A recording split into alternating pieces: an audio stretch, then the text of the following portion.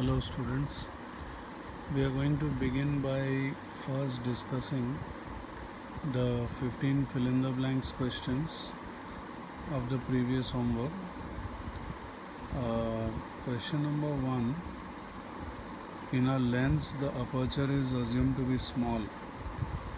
So all of you know that this is true, the aperture is assumed to be small, and only if the aperture is small, then only the converging or diverging action will be successful. So the first one answer is aperture is small. Second one, a lens has one or two optical centers. So the answer is a lens has only one optical center, right? It doesn't have two, it only has one optical center. Then the third one, a lens is assumed to be thin or fat. So the answer is that a lens is assumed to be thin. Only when a lens is thin, then only the ray which is directed towards optical center will go straight through. So that will not happen unless the lens is thin. So number 3, the lens is thin is true. Number 4, in a lens there are two centers of curvature because there are two surfaces, one on the left, one on the right, so there are two centers of curvature. In a lens, the radii of curvature are not necessarily equal.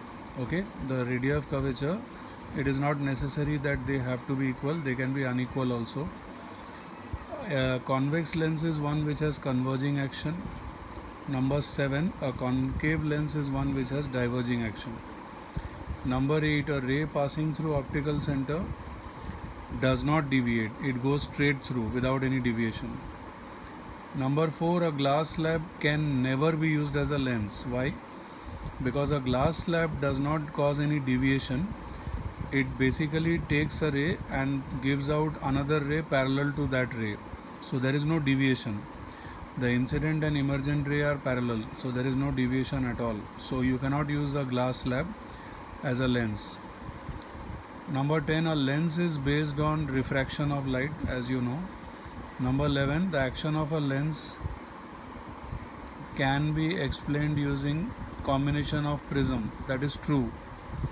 So we have seen in the previous session that when you consider a lens as a combination of prism, so let's just have a revisit of that again. So basically this is a triangular prism, this is a glass slab, and this is another triangular prism. So if the aperture is small, then you can say that the join of these points will give you a converging lens. So this will have a converging action. What it means is that if any ray comes, then that ray will tend to converge. Similarly, if you have one prism like this, another prism like this, another prism like this, then if the aperture is small, then approximately the join of these points is giving you a concave lens. So but the aperture has to be small. And the other thing is that if any ray enters, then the action will be to diverge the ray, right?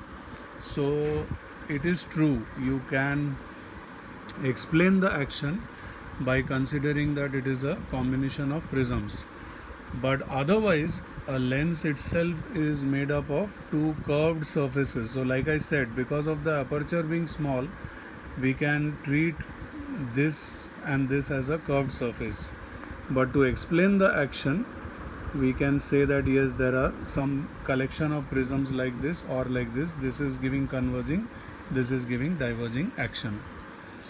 Next, question number 12, the action of a lens depends on the refractive index. It's true, it is true, See, you know that the action of a lens can be explained by combination of prism, but in a prism or in a glass slab, the or rather in a prism, the amount of deviation depends on the refractive index. So if the refractive index of this thing is more, the deviation will be more.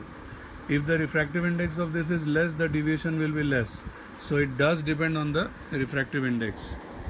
Next one, the action of a lens depends on wavelength. You know that refractive index is inversely proportional to wavelength. So if the wavelength is high, refractive index is low.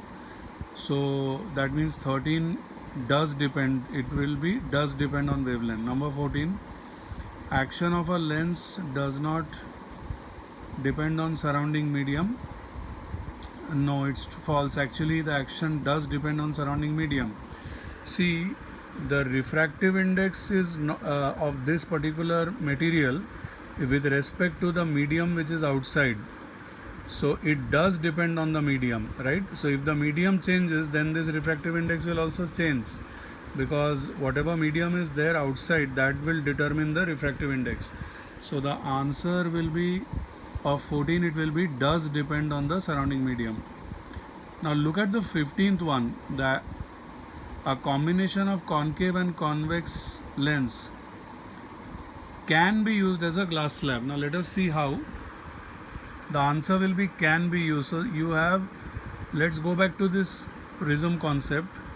So you take this prism, okay? Take this prism and take this prism and place them back to back like this, right? You take this prism and place them. It is possible that after you place them, it is possible that these two are parallel. But if these two are parallel, then this will behave like a glass slab. So it can be used as a glass slab. The question was that can it be used or it cannot be used. So answer will be can be used as a glass slab, because by the way, it is possible that after placing them like this, these two are parallel, but if these two are parallel, it can be used as a glass slab. So these are the answers. First one, aperture is small. Second one, it has one optical center. Third one, lens is thin. Fourth one, there are two centers of curvature. Fifth one, radii are not necessarily equal. Sixth one, converging action. Seventh one, diverging action. Eighth one, does not deviate. Ninth one, can never be used. 10th one, refraction of light. 11th one, can be explained. 12th one, does depend. 13th one, does depend. 14th one, does depend. And 15th one, can be used as a glass slab.